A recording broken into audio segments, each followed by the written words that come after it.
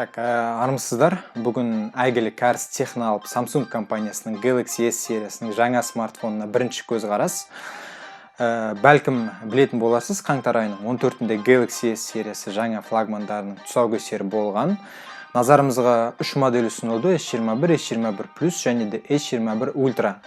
Аталған модельдердің басты айырмашылықтары дисплей мен батарея өлшемінде, сондай-ақ ультра нұсқасындағы смартфон 10x оптикалық зум беретін қосымша камерасымен ерекшеленген. Бірақ бүгінгі шолу S21 деп аталатын кіші нұсқасына арналмақ, себебі бұл модель үшеуінің арасынан ең танымал болуына барлық негіз бар. Бірінші, ол ыңғайлы мөлшер 6,2 дюйм, әр ер адамға, нәзік жандыларға да жарасуы бек мүмкін. Екінші себеп, смартфон бағасы, атап айтсақ, функционалды тұрғыда үлкен нұсқаларынан қатты қалыспай, S21 нұсқасы ең қолжетімді бағаны ұсынып отыр. Сіз Galaxy S сериясының алдыңғы моделінің иесі болсаңыз, немесе жай ғана осы модельді сатып алғыңыз келсе, алайда ол сіз артқан үміттен шығатынына сенімді болмасаңыз, видеоға мұқият назар аударыңыз, өйткені бұл шолудан сіз смартфон жайлы сауалдарыңызға жауап аласыз деген үміттемін. Сонымен бастайық. Сыртқы түрі, алдымен сыртқы өзгерістен бастайық. Айтарлықтай ғаламат өзгерістер болмаса да, артқы панель мен камералар модуліне ерекшеліктер бар. Қазір камера модульдері жеке мемлекет болып, артқы панельден бөлініп тұрудың орнына біртіндеп бүйір қырымен қосылып кетеді. Көріністі бұзбайтын, сонымен қатар камера оптикасын зақымдаудан қорғайтын практикалық шешім, және де болашақта Қытай смартфондар арасында трендке айналуда ғажап емес. Бүйір қырлар домалақтанған, смартфондар дизайнның соңғы үрдістерін ескергенде шеттері қолды қимайтын туралы да айта кету абзал. Корпусынан 5G антенналарының аймағы ұлғайған байқаса болады. Теория жүзінде 5G сапасын жақсарту керек, әрине 5G сіздің еліңізде жасайтын болса. Қаптаулар туралы, дисплей Gorilla Glass Victus әйнегімен қорғалған, ал артқы қақпағы жоқ. Ол әйнек емес, гластик атты күшейтілген пластик. Шынымды айтсам, пластиктан айырмашылығын байқамадым, бірақ жақсы жағы кірлету қиын, әрі саусақ іздері қалмайды екен. Ашығын айтса, Қазақстанда ешкім телефонды чехолсыз ұстамайды, сондықтан бұл жөнінде уайымдаудың да керегі шамалы. Бір қарағанда артқы қақпағы шешіліп, батареясын ауыстыруға болады деп үміт пайда болды, алайда олай емес екен. Астыңғы қырында динамиктер, Type-C порты және SIM картасының ұясы орналасқан. Өкінішке орай, SD картамен жадыны кеңейту мүмкіндігі алынып тастаған. Сондай-ақ мен үшін әлде минус болып табылатын 3.5 мини-джек аудио ұясының болмауы. Телефонның салмағына келер болсақ, бұрынғыдан 6 граммға өскен, дегенмен оның байқалуы екіталай. Телефонның түсіне зор салсаңыз, кіші нұсқасы түстердің максималды санына ие болған, олар сұр, қызғылт, күлгін және ақ. Ресми атауын іздесеңіз, фантом префиксін қоссаңыз болғаны, яғни шолудағы нұсқа фантом қызғылт деп аталады. Дисплей астында ультра дыбыстық саусақ ізі сканері орналасқан, жұмыс жасау аумағы және жылдамдығы да өскен. Жұмыс жылдамдығы кең таралған капаситив сканерлермен салыстыруға тұрарлық десе болады қазір. Әлбетте IP68 стандартына сәйкес шаң мен ылғалға төзімділік бұл серия үшін стандартты болып табылады. Дисплей туралы. Samsungтың дисплей саласында көшбасшы екеніне баршамызға белгілі. Сол себепті iPhone'ның соңғы 4 моделінің үшеуі Samsung матрицаларын қолданатынын білетін шығарсыздар. Бұл жолда ерекше жағдай емес, олар жарықтық пен контраст бойынша өздерінің рекордтарын жаңартқан. Матрица Full HD+, HDR10+ технологиясына сай, жиілігі 120 Гц, диагоналі 6,2 дюйм, ара қатынасы 20:9. Жаңа қызметтердің бірі аккумулятор қуатын үнемдеу үшін жиілікті тұтынушының қажеттіліктеріне бейімдейді.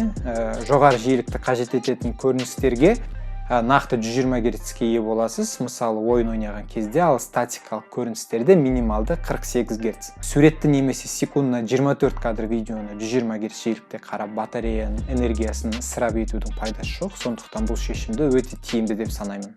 Ал енді ұнамайтын жері, бұл тек жеке менің пікірім, мен дисплей ішінде орналасқан камераларды, қастарды және тағы басқа заттардың жанкүйері емеспін. Сол себепті экран асты камераларды күтетінімді жасырмаймын. Мұндай модельдердің қолданысқа шыққандары белгілі, бірақ өкінішке орай бұл камералардың түсіру сапасы қарапайым камералармен салыстыруға келмейді. Аппараттық құрамы біздің аймақ үшін процессор Exynos 2100, ақш нарығы үшін Snapdragon 888. 8 ядролы Exynos 2100 қазіргі уақытта Samsung-тан қолжетімді ең жылдам процессор, 5 нанометр тех процессор арқылы жасалған. Теория жүзінде энергия тиімділігін едәуір жақсарту керек. Бір ядроның максималды жиілігі 2,8 ГГц. Әртүрлі бенчмарк нәтижелерін экраннан көре аласыздар.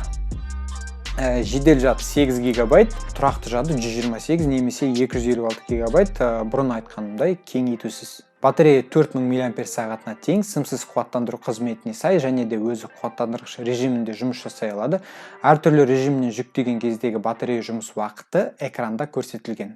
Дыбыс бойынша стереодинамиктер экранның үстінде және астыңғы қырында орналасқан. Samsung AKG компаниясын сатып алғаннан бері құлақ аспаптары және жалпы барлық өнімдері дыбыс сапасынан едәуір жақсарғанын байқаса болады. Динамиктер дыбыс деңгейі өте жоғары, басы көлемді әрі жұмсақ. Динамиктер максималды дыбыс деңгейін оңай және қиындықсыз бұрмаламай көтере алады.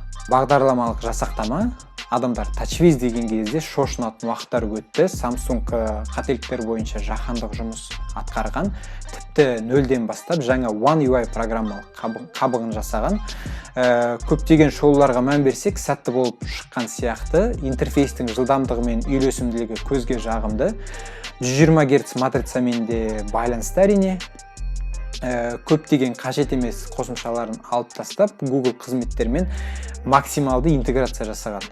Балаңызға алып берем деген мақсатпен қызықсаңыз, ата-аналық басқару қызметі туралы білген жөн. Ол балаға қолжетімді мазмұнды шектейтін қызмет. Қазіргі таңда Қазақстанда бала мен ата-ана қарым-қатынасына қатысты қарастырылып жатқан заңдарды ескеретін болсақ, бұл қызметпен жақсырақ танысқаныңыз жөн. Өкінішке орай, мен танитын Samsung S сериясының алдыңғы нұсқаларының егерлері Samsung DeX қызметі туралы біле бермейді екен. Бұл қызметпен таныс болмасаңыз, оның арқасында сіз өзіңіздің смартфоныңызға монитор, тышқан, пернетақтаны қосып, смартфоныңыздан компьютер жасай аласыз. Ол офистік программалармен тығыз оңтайландырылған, өз ойым өте прогрессивті қызметтердің бірі және әлбетте болашақта өз аудиториясын табады деп сенемін. Ал енді смартфон өндірушілер жарысатын жер ол камералары. Артқы жағында 3 камера орнатылған. Негізгі камера 12 мегапиксель, апертурасы 1.8, оптикалық тұрақтандыру қызметі бар. Екінші ультра кең бұрышты 12 мегапиксельді модуль, көру бұрышы 120 градус. 64 мегапиксельді үшінші сенсор зум арқылы суретке түсіруге арналған, сонымен қатар оптикалық тұрақтандырғышпен жабдықталған. Алдыңғы камера 10 мегапиксель, автофокусты және дуал пиксель технологиясына сай, көру бұрышы 80 градус.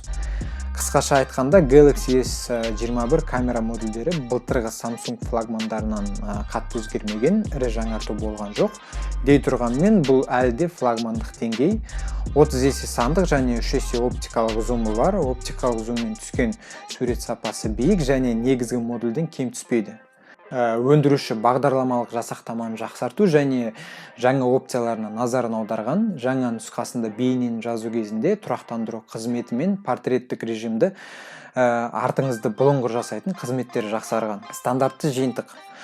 Жақсыдан үйреніп, жаманнан жиренудің орнына өткен жылы Apple компаниясының құрылғыны қуаттандырғыш адаптерсіз сату қадамын мазақ қылған Samsung осы жылы өздері сол қадамды қолданысқа алыпты.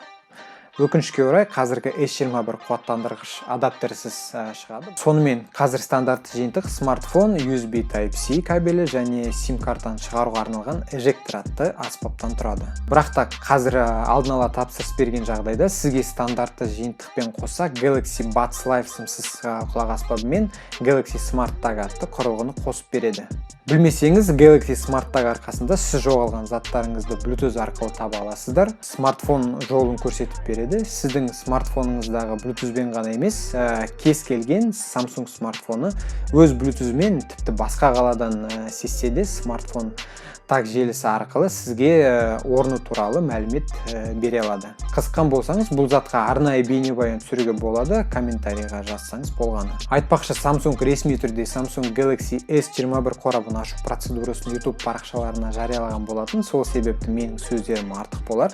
Сізге қызық болса, сілтемені бұрыштан қараңыз. Ал енді көп жандарды смартфонның бағасы қызықтырғаны хақ. Қазіргі уақытта сіз Samsung KZ сайтында немесе олардың ресми серіктестерінің сайтынан алдын ала тапсырыс бере аласыз. Сілтемені сипаттамадан қараңыз. Естеріңізде болсам, мақала болған, ресми статистикаға сүйеніп, орташа айлық 219 мың теңге деп есептесек, iPhone 12 Pro-ны сатып алуға жеткілікті соманы жинау үшін орташа табыс табатын қазақстандық 75 күн тоқтамай жұмыс жасау керек. Тамақ ішпей әрине. Бұл тұрғыда Samsung S21-ді халыққа қолайлы деуге болады, себебі оны алу үшін 50 күн жұмыс жасаса жеткілікті. Әрине аз емес, Каспий жұманы күту керек сияқты, ал әзірше айтарым. Көргендеріңізге рахмет, достарыңызға WhatsApp, Telegram арқылы таратыңыздар, ұнап жатса лайк басыңыздар, каналға жазылыңыздар. Ал, ассаламуалейкум.